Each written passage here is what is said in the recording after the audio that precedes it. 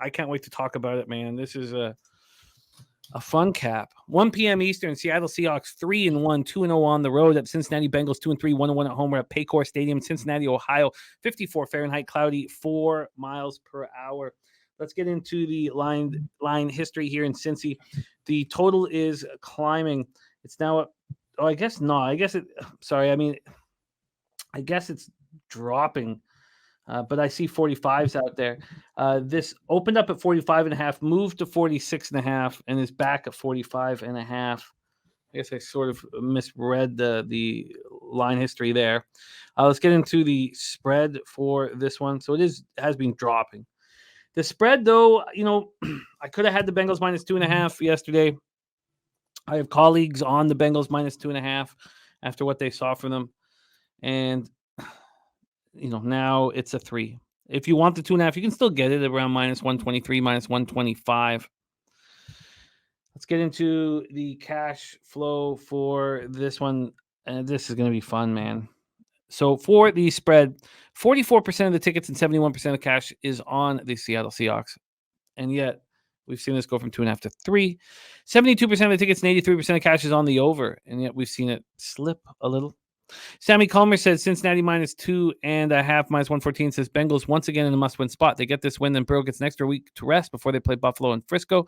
Getting under a field goal here with this roster in a must-win spot. Skydragon agreeing, saying yes, Cincinnati minus 2.5. Harold Williams early lean towards the Seahawks. Spending penny bombs here on Cincinnati minus 2.5. Got him at minus 118. Seattle comes in off their bye week. They were last seen winning their third straight game in dominant fashion, 24-3 over the Giants in New York in the Week 4 Monday Nighter. Devin Witherspoon was named the NFC Defensive Player of the Week for his performance. 7 tackles, 2 sacks, a pick. He returned 97 yards for a touchdown, the 5th overall pick in the draft. That's the highest selection ever for a Carroll-Schneider tandem. This is a young team that's getting better. When the season began, Seattle had the most rookies on their 53-man roster of any team in the league with 15. Right now, with their 53-man roster, 22 have been picked in the first or second round. And that's why Bobby Wagner and Quandra Diggs, that's why they're such good fits. That's why they're perfect fits with these young guys. I really like their balance. Jamal Adams is going to be cleared from the concussion protocol, so he's going to be playing. They're also expecting to get starting left tackle Charles Cross back. He missed the last 3 games with a toe injury he suffered in the season opener. Seattle's bye week could allow Cross, their left guard Damian Lewis, their cornerback Trey Brown, who's coming back from concussion protocol, and defensive tackle Jaron Reed to all play against the Bengals. And defensive back Kobe Bryant with the toe injury and right guard Phil Haynes with a calf injury will be evaluated later in the week. It's even possible that they're back as well. The Bengals finally had the performance people were waiting for in their 34-20 victory at Arizona. Sammy Calmer had moved on them at the division at plus 350, moved on them a conference in the Super Bowl. I believe it's somewhere around 12.5 to 1 and 25 to 1. I stared at it for a long time, and I've been looking at their schedule and staring at it. Joe Burrow looked like his old self, 36 for 46, 317 yards, 3 touchdowns, 1 interception. Jamar Chase, single-game franchise record, caught 15 passes. 15 passes is a franchise record now. 192 yards, 3 touchdowns. Joe Mixon ran 25 times for 81 yards. Always right again in the Bengal world. Cincinnati scored a touchdown in the first half for the first time this season. 3 offensive touchdowns overall. That's the same amount of offensive touchdowns they had in the first 4 games combined. But their red zone issues continued. 2 of 5 in the red zone. They're now ranked 24th in the league, converting just 45.45% of the time. Trey Hendrickson was a beast defensively. 3 sacks. As a team, they had 3 sacks and 8 quarterback hits. He led the way. Jermaine Pratt also all over the field, 10 tackles, 2 for a loss, and a pick. Cam Taylor-Britt also had a pick, big one. And T. Higgins, remains on the inactive list. We thought he could be back. He was listed as questionable on Friday. So for those of you in the prop market, in the 3 games that Higgins has missed since Jamar Chase arrived, along with one where he only played 1 snap and he got hurt. So really 4 games.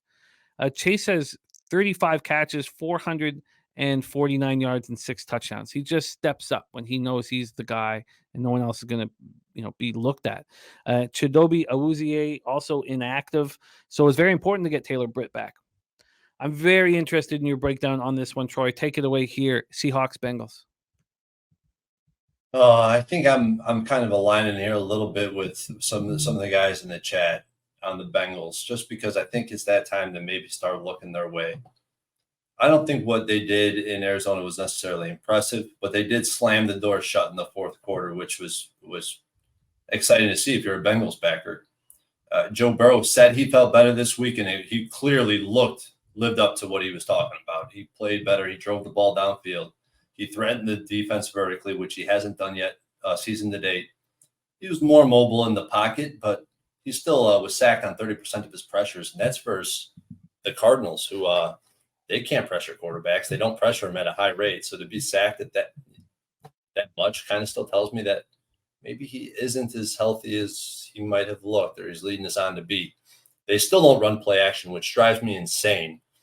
Everything seemed to be a real quick game, couple deep throws, one read plays on the deep throws too. It wasn't like he made a read and read the coverage and was confident enough to throw it downfield. It was a one read, two reads at most play when he was attacking downfield. In my opinion, I really thought that there was a chance Burrow would sit this week. He would get 3 weeks off if he happened to sit out this week. I know that it's not shaping up to be that way. But when I was building this out, I really thought that it made sense for him to sit, get the win against the Cardinals, a for sure win, or what they might have perceived as a for sure win. And then, sit him versus the Seahawks, get the extra week of rest, and then come back after the break strong. But defensively, I'm still very unimpressed with what I've seen out of them. The secondary looks vulnerable. Dobbs wasn't able to take advantage. They struggled to stop the run. If not for that pick six, I mean, this game might have been completely different. And the Seahawks, oh my God, this team I've been so wrong about, at least so far this season.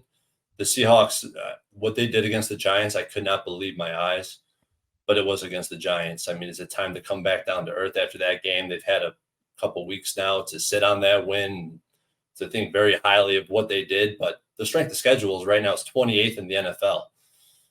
So what they were doing against the Panthers, against, obviously the Lions was pretty impressive what they were able to do against the Lions. But at the same time, a lot of the pressure metrics, when you say, like I've seen Spenny in the chat talking about how they're able to apply pressure this year. Well, they did go against the Giants and the Panthers, who can't protect the quarterback worth a shit.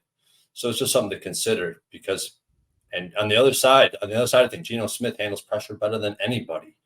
So the strong suit of the Bengals defense is their pass rush. And if they can't get to Geno Smith, or if they choose to blitz Geno Smith, so far from what I've seen out of Geno, he could dissect that.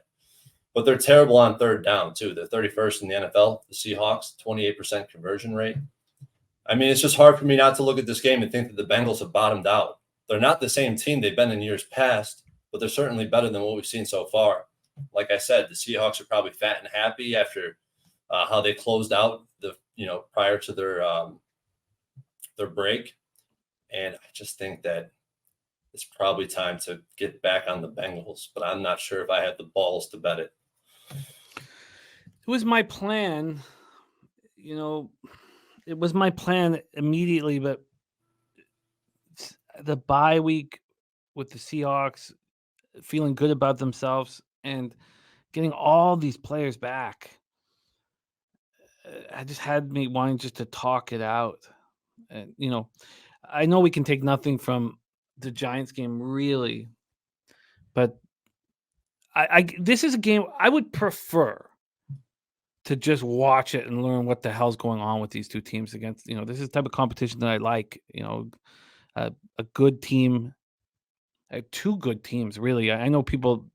I did not think Seattle was a good team, but I've been impressed with them, and they've not been close to full health. So the Bengals are probably the side I should have moved on at 2.5. Do I want them at 3? I'm not sure at this point. And then I can understand people wanting the over. I just don't understand the market moving towards the under while all this money's coming in on the over. Nuclear is saying public going to smash the Bengals this weekend. Bet it now if you like the Bengals. I don't know, man. I think the Seahawks have been a pretty public team so far this year after they beat the Lions. But they've been a very public side. Right now they're public, but I know right now the public isn't really betting football games. So yeah, I'm going to need more time to sit with this one. But my whole plan was to bet the Bengals, but then I just wanted to talk it out. So I'm on the fence still at this point, and I do not want the over, even though I'm sure it looks very appealing to a lot of people right now. But I don't want the over if the public is betting it heavy. What's the weather? What's the weather like? It's nice. It's nice in Ohio. It's no problem. 54 Fahrenheit, very little wind, cloudy. It's not raining there. So, all right, let's move on here. No movement at this point in Seahawks Bengals.